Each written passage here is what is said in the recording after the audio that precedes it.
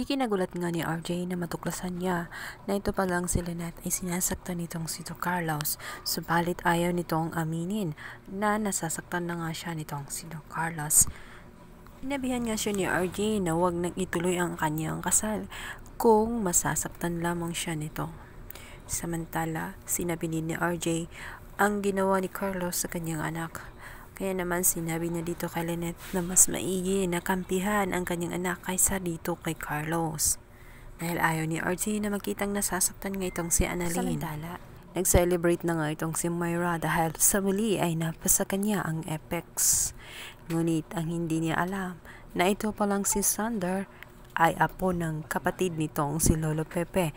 Kaya naman nalalagay din siya sa isang patibong dahil pinapaikot lamang siya nito at ididiin din siya para bumagsak ng tuluyan. Ang tuwa nga itong si Moira dahil pakiramdam niya ay nasa kanya ang huling halakhak.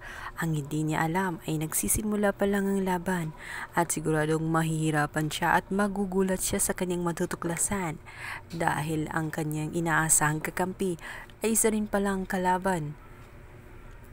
Samantalang itong si Giselle ay umiiyak na nga. Dalabagan, nagdesperada na nga ito na makuha ang Apex. Sabalit, nalulungkot siya ngayon dahil napunta na naman kay Moira. Ngunit sinabi nga ni Giselle sa kay Lolo Pepe na kahit naman ang mangyari ay gagawin pa rin niya ang lahat para mabawi ang Apex sa mga kamay nitong si Moira dahil naniniwala pa rin si Giselle na hindi mananalo ang kasamaan sa kabutihan.